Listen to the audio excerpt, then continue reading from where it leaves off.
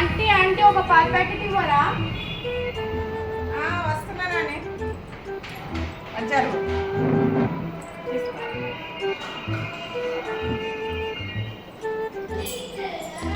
Aunty aunty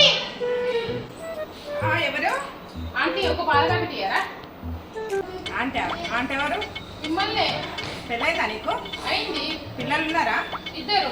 మరి నాకేమైనా పసుకొని మంది పుట్టిల్లా అయింది? నేనేమన్నా పిల్లల పెళ్లి చేసినా? నాకు మనవాడు మనవరాలు వచ్చిరా? నన్ను ఆంటీ అని పిలుస్తాను. అయ్యో అందరు క్యాజువల్ గా పిలుస్తారు కదా. ఏంటి క్యాజువల్ గా పిలిచింది? ఆంటీ ఆంటీ అని బాగా ఫ్యాషన్ గా పిలువుడు బాగా అలవాటు అయింది అందరికి. చిన్న లేదు పెద్ద లేదు. ఊర్లో అయితే మంచిగా పిలుస్తారు చెల్లె అని. ఇక్కడైతే ఎక్కడ చూసినా ఆంటీ ఆంటీ ఆంటీ.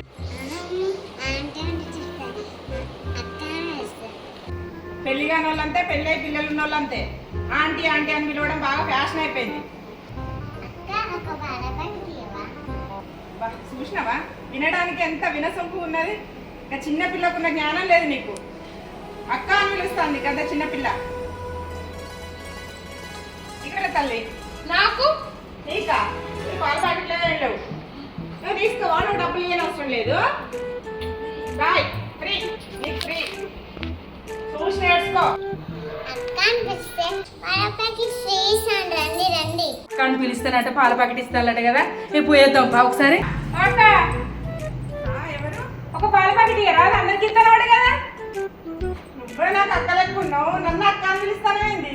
అక్క అంటే ఫ్రీకి ఇస్తానవాట కదా పాల ప్యాకెట్. ఎవరు చెప్పింది నీకు? ఎగ్గాళ్ళు అందరికి ఇచ్చినవాట కదా.